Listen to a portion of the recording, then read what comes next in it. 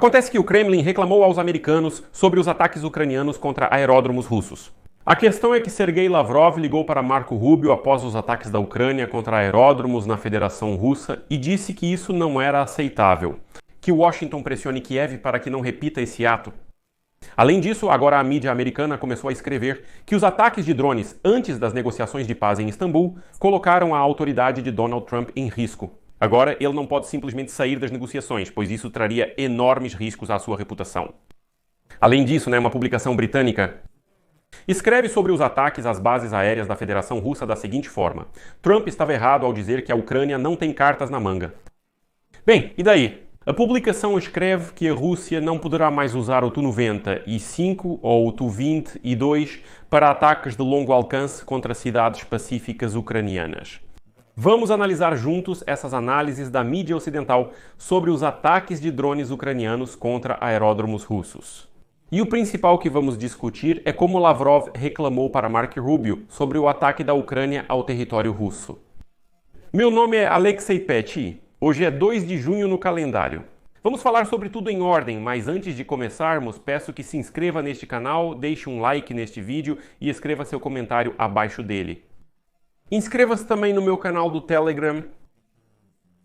O link para ele está na descrição deste vídeo. Então, como se viu? O Departamento de Estado dos Estados Unidos da América admitiu que o ministro das Relações Exteriores da Rússia, Sergei Lavrov, ligou com urgência para o secretário de Estado americano Marco Rubio no domingo, para reclamar sobre o ataque ucraniano em grande escala contra os aeródromos russos. Segundo o Departamento de Estado dos Estados Unidos da América, o secretário de Estado Marco Rubio conversou com o ministro das Relações Exteriores da Rússia, Lavrov, a pedido da Rússia. O secretário de Estado Rubio reforçou o apelo do presidente Trump para que a Rússia e a Ucrânia continuem as negociações diretas em busca de uma paz duradoura. Enquanto isso, a mídia russa escreveu que Lavrov e Rubio discutiram as perspectivas de resolução da guerra na Ucrânia e as negociações russo-ucranianas marcadas para hoje. Na Turquia, foi discutida a situação relacionada à crise ucraniana, segundo o comunicado do Ministério das Relações Exteriores da Rússia. Ao mesmo tempo, na Rússia também informam que Marco Rubio teria expressado condolências em relação à morte de pessoas como resultado da explosão de 2 pontes nas regiões de Kursk e Briansk. O site do Departamento de Estado dos Estados Unidos da América não menciona que alguém tenha expressado condolências a outrem. Porém, vazamentos recentes sugerem que Lavrov teria dito: sim, como assim? Por que vocês permitiram que a Ucrânia lançasse um ataque tão massivo contra a Rússia? Nós esperávamos que Donald Trump realmente pressionasse Kiev, e Donald Trump está tentando pressionar. Mas, ao que parece, não é suficiente para que a Ucrânia simplesmente pare completamente todos os ataques. Bem, como se sabe, ontem a Rússia foi submetida a ataques estratégicos porque o Serviço de Segurança da Ucrânia realizou uma operação em grande escala chamada Teia, voltada para a destruição de aviões da aviação estratégica da Federação Russa. Segundo o Serviço de Segurança da Ucrânia, no mínimo 41 aviões foram alvejados. É importante ressaltar que aviões destruídos e danificados são conceitos distintos. As perdas dos ocupantes são estimadas em mais de 7 bilhões de dólares.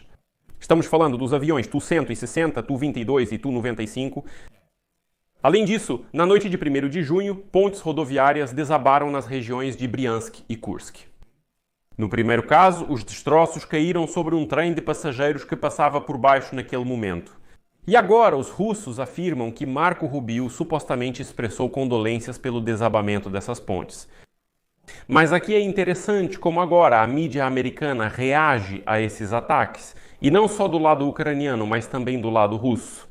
E então a publicação escreve que os ataques de drones antes das negociações de paz colocaram a autoridade de Donald Trump sob ameaça.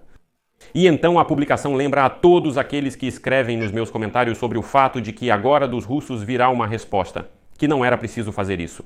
A publicação lembra que, na noite de sábado, a Rússia iniciou seu maior ataque de drones contra a Ucrânia desde o início da guerra em grande escala. Naquela ocasião, a Rússia utilizou 472 drones. No domingo, como resultado de um ataque de míssil russo, pelo menos 12 militares ucranianos morreram e mais de 60 ficaram feridos no campo de treinamento. E assim, conforme tudo se desenrola, fica cada vez mais desapontado. O presidente dos Estados Unidos da América, Donald Trump, que antes se gabava de que poderia acabar rapidamente com a guerra na Ucrânia, agora observa de fora enquanto a pedra angular de sua política externa declarada parece decisivamente instável.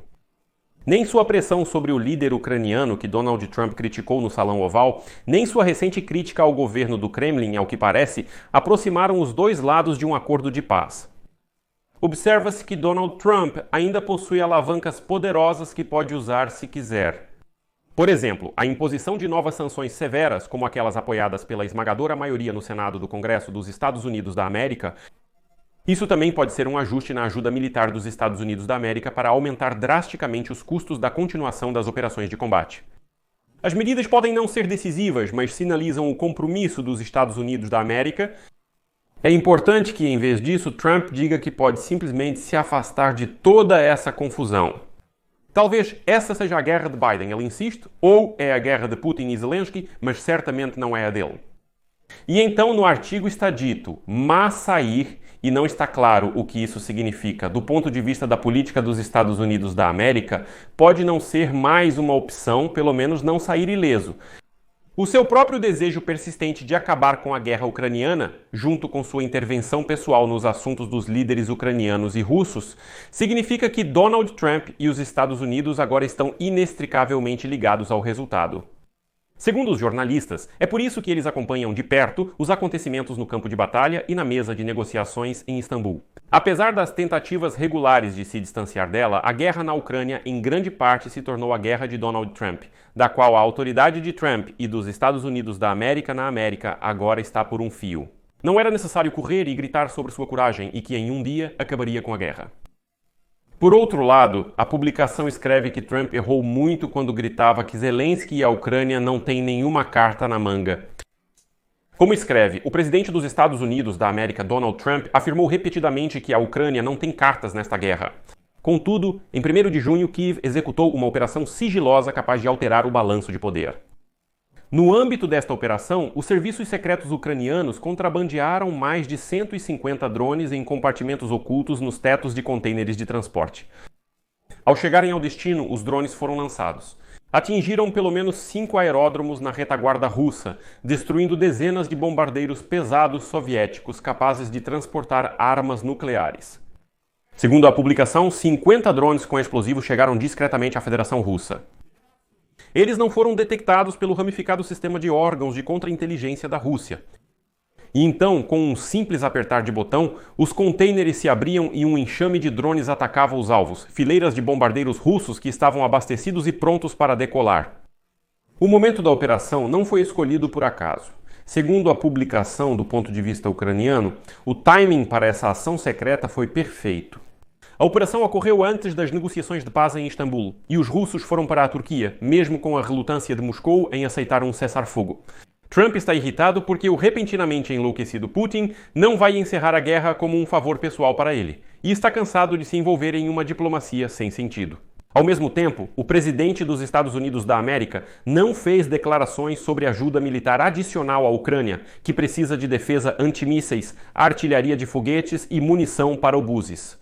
A Ucrânia continua a atacar as tropas russas em seu território, atingindo seu inimigo em uma terra supostamente inacessível e destruindo uma porcentagem significativa de seus recursos insubstituíveis. Da frota de bombardeiros.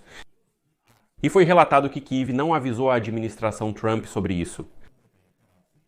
No geral, a operação deu à Ucrânia um impulso moral extremamente necessário, enquanto a guerra entrou em uma fase prolongada de desgaste. Ela também pode fortalecer o apoio à Ucrânia entre os republicanos pró-Ucrânia. Os Estados Unidos da América, que estão cada vez mais preocupados com a incerteza da administração Trump, acrescentam: esta operação demonstrou que a Ucrânia ainda está na luta, não importa quão sombrias sejam as declarações vindas da Casa Branca. Simultaneamente, nota-se que as ações ucranianas com drones deixaram Trump e Putin desconcertados. Segundo fontes, Tulsi Gabbard é a diretora de inteligência nacional de Trump. Está considerando a possibilidade de substituir os briefings diários do presidente por videoclipes semelhantes aos que conduz, em uma tentativa desesperada de fazer o comandante-chefe dos Estados Unidos da América cumprir suas responsabilidades de segurança nacional. No final do programa, acrescento a informação que vocês me perguntaram no Telegram. E quantos desses bombardeiros estratégicos os russos tinham e quantos foram atingidos? Como indicado no Military Balance, que é o banco de dados do Instituto Internacional de Estudos Estratégicos, um centro analítico de Londres. Antes do ataque ucraniano, os russos tinham 54 Tu, 22 M3 e 58 Tu 95M. Como observado no relatório, não está claro quantos desses aviões estavam em condições operacionais, já que na Rússia, aeronaves antigas foram armazenadas por muito tempo e desmontadas para peças. A esse respeito, observa-se que a perda de dezenas de aviões de longo alcance, vitais para a Rússia e seus ataques contra a Ucrânia, causará sérios danos ao poder militar russo. O problema é que a Rússia não fabrica mais os aviões Tu-95, modificação serial, e Tu-20 e 2M3 que foram danificados. Esses ataques representam uma vitória significativa do programa ucraniano de ataque em profundidade, que utiliza drones para atingir alvos importantes em território russo. Bem, e para avaliar a extensão dos danos, claro, será necessário tempo. Aparentemente, esse foi um golpe considerável nas capacidades da aviação de longo alcance russa. Mas ainda é preciso esperar para que seja feito um cálculo preciso, com base nas imagens de satélite da Asintera, de quantos aviões foram destruídos pelo fogo. O número importante a destacar é que os russos tinham em seu inventário 54 aviões, Tu-22M3 e 58 Tu-95Mi. E segundo o Sistema Brasileiro de Unidades, 41 aviões foram ou destruídos ou danificados. Ou, como dizem, 34% de toda a ficha em aviação estratégica. Portanto, se somarmos esses números aproximadamente, é isso que dá. É por isso que aqui eu coloco reticências. Amigos, escrevam sua opinião, suas conclusões sobre essa situação nos comentários abaixo deste episódio, inscrevam-se no canal e ativem o sininho e não se esqueçam de deixar o like.